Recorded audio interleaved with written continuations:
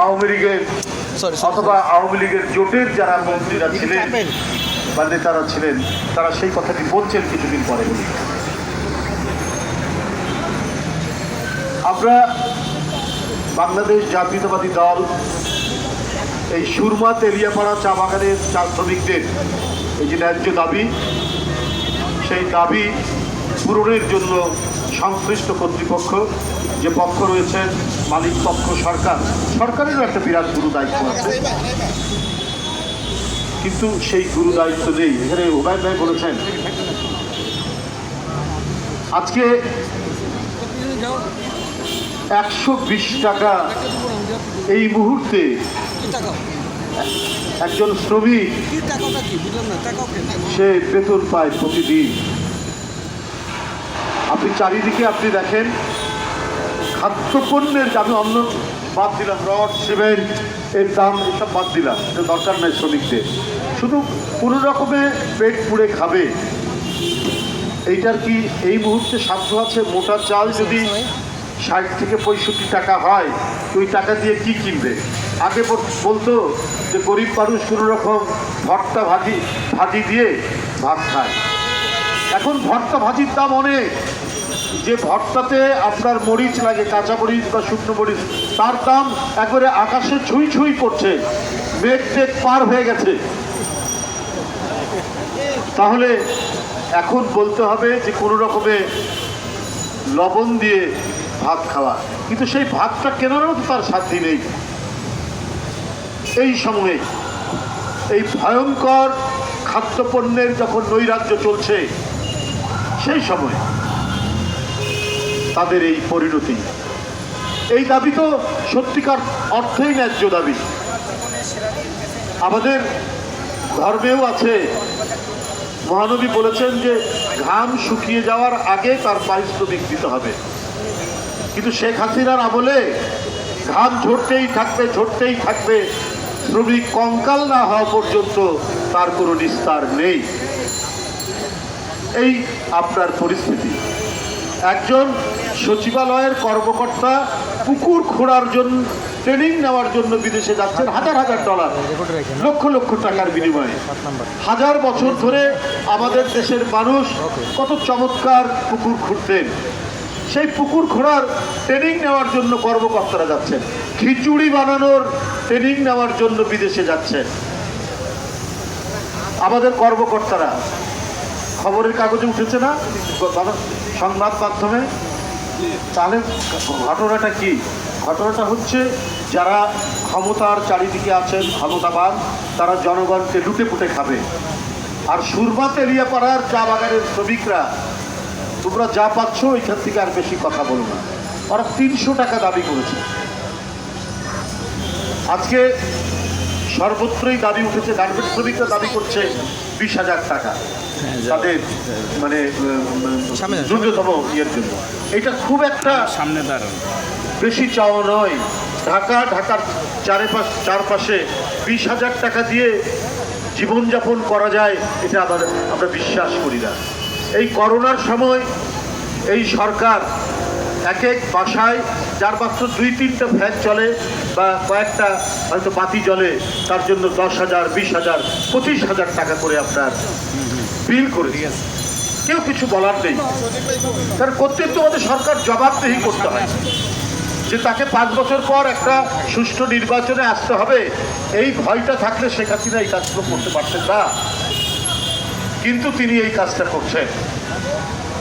খিচুড়ি বানানো শেখার জন্য বা পুকুর কাটা শেখার জন্য জয়েন্ট সেক্রেটারি, এডিশনাল সেক্রেটারি অথবা সচিবরা যাবেন বিদেশে, বৈদেশিক মুদ্রা গেছেনও, বৈদেশিক মুদ্রা খরচ করে। আর ওই 100 টাকা তো এখন কাগজ হয়ে গেছে, এমন মুদ্রাস্ফীতি, 100 টাকা কাগজ, 120 টাকা তারা দাবি করছে 300 টাকা। তো এই যে পরিস্থিতি, এই পরিস্থিতি আসলে জনগণের সম্মিলিত চাপ প্রয়োগ ছাড়া, আন্দোলন ছাড়া এখান থেকে নিস্তার হবে না। আরে একটা পর্দার দাম যদি 7.5 লাখ টাকা হয়, এইটা যদি বিল হয়, একটা বালিশের দাম যদি 70-80 হাজার টাকার, এটা বিল, এটা তো যে পাচার করেছেন এটার আমরা তেমন স্ট্যাটিস্টিক্স জানি না, পরিসংখ্যান জানি না, তা তো নয়। এটা একেবারে দৃশ্যমান এই বিলটি নিয়েছে। আপনার বালিশ নিচতলা থেকে লিফটে তুলতে 20-22 হাজার টাকা এবং বালিশের দাম ধরা হয়েছে 70-80 টাকা। কারণ এগুলোর সাথে যুক্ত রয়েছেন আওয়ামী লীগের ঠিকাদার, ক্ষমতাসীন দলের লোক। আপনারা একটা দেখবেন, একটা বক্তব্য এসছে প্রত্যেকের মোবাইলে মোবাইলে। এই বক্তব্য তিনি দিয়েছিলেন কোনো একটা সাক্ষাৎকারের অনুষ্ঠানে।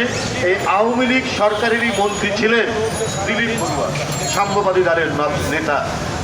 তিনি শ্রমিক রাজনীতি করেছেন, কৃষক রাজনীতি করেছেন। তিনি বলছেন এই সরকারের এই জোটের কিন্তু অংশীদার তিনি বক্তব্য বলছেন, আমরা কিছুই পাইনি, আমাদের নেতারা যেমন ছেঁড়া শার্ট না খেয়ে থাকতো তাই হয়েছে, কিন্তু আওয়ামী লীগের থানা থেকে জাতীয় পর্যায় পর্যন্ত সবাই কোটি টাকার মালিক হয়েছে। আমরা এসব কথা বললে তো হাসান মাহমুদ সাহেবরা মাইন্ড করেন, বলেন মিথ্যা মিথ্যা, কিন্তু আপনার মন্ত্রীরা যখন বলেন, আপনার সরকারের মন্ত্রীরাই তো বলছেন যে আপনাদের থানা পর্যায়, ওয়ার্ড পর্যায় থেকে জাতীয় পর্যায় পর্যন্ত এদের টাকার কোনো হিসাব নেই। এটা প্রমাণ তো প্রায় প্রতিনিয়ত প্রতিদিন হচ্ছে।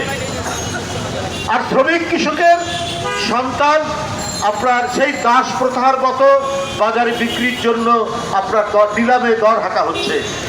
বাপ্পা চাচ্ছেন 12,000 টাকা, একজন ক্রেতা এসে বলছেন না 5,000 টাকা তুমি দেওয়া হবে না। সেই মধ্যযুগ, সেই অন্ধকার নেমে এসেছে হাসিনার কারণে। আজকে বাংলাদেশে এখন মানুষ হয়ে গেছে পণ্য, মানুষ হয়ে গেছে সত্তা, সেইটা কেনা বেচা হয়। অথচ চালের দাম, ডালের দাম, পেঁয়াজের দাম, আনাজ তৈ তরকারির দাম আকাশ ছোঁয়া। একটা মানুষের চাইতে পেঁয়াজের দাম বেশি। একজন মানুষ বিক্রি করলে যে টাকা পাওয়া যায় তার চাইতে বেশি নিত্য প্রয়োজনীয় জিনিসের দাম। বন্ধুরা আমার, এই হলো আপনার পরিস্থিতি। তা আমরা আগেও বলেছি, যা বলতাম যে এই সরকার বিদেশের তাবেদার, আমি পররাষ্ট্রমন্ত্রীকে ধন্যবাদ দেই যে উনি বেহেশত থেকে সত্য কথা বলেছেন, মিথ্যা তো বলেন। এবং উনি যে বক্তব্য রেখেছেন সেখান থেকে কিন্তু উনি সরে আসেননি।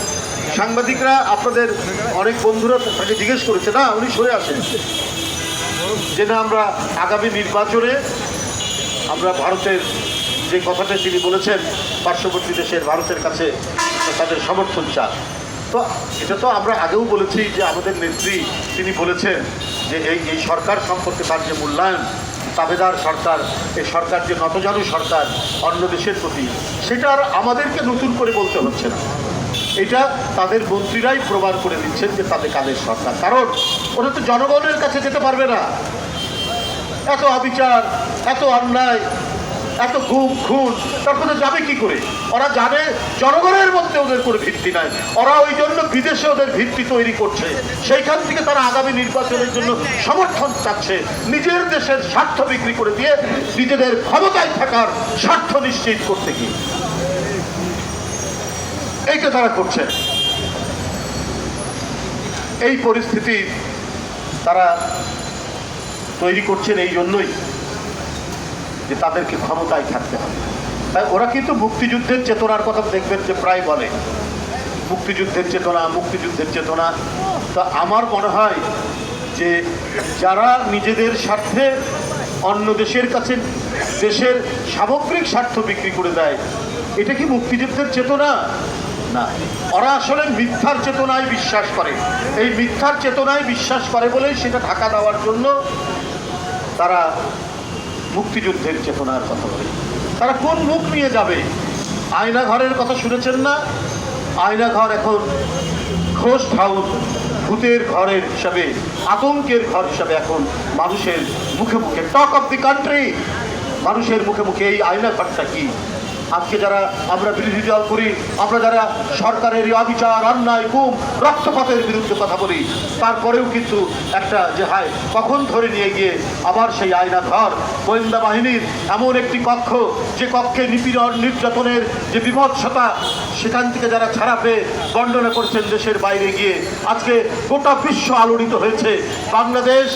যে বাংলাদেশ 30 লক্ষ রক্ত গঙ্গা বয়ে গেছে, যে বাংলাদেশে 2 লক্ষ মা বোন ইজ্জত দিয়ে আমার স্বাধীন পতাকা, আমার স্বাধীন মানচিত্রকে যারা কলঙ্কিত করছে, ওই আওয়ামী লীগ এই দেশে তো আয়নার ঘর হওয়ার কথা ছিল না। এই ঘরে তো বিরোধী দলকে নিয়ে গিয়ে সেখানে অত্যাচার করার কথা ছিল না। আজকে সেই ঘোষ হাউস, সেই ভূতের ঘর, আতঙ্কের ঘর আজকে মানুষের মুখে মুখে। ওইখানে যারা সরকারের বিরুদ্ধে কথা বলে তাদেরকেই ধরে নিয়ে গিয়ে টর্চার করা হয়, নিপীড়ন করা হয়। সেই নিপীড়নের মাত্রা হচ্ছে বিভৎস এবং ভয়াবহ। তো সরকার কেন বিদেশের কাছ থেকে সাহায্য চাচ্ছেন সেটা আবারও কালকে প্রমাণ করেছেন নির্বাচন কমিশন। আমরা প্রথমেই বলেছি যে এই সরকারের যেখানে যাদেরকে নিয়োগ করবে ওদের পরিচয় জায়গা, ওদের অন্তরটা হচ্ছে যুবলীগ ছাত্রলীগ। যুবলীগ ছাত্রলীগ অন্তর থাকার কারণে তারা মূলত প্রধানমন্ত্রীর কার্যালয় থেকে বা শ্যামলীর গণভবন থেকে যে নির্দেশ পাবেন তার বাইরে যাবেন না।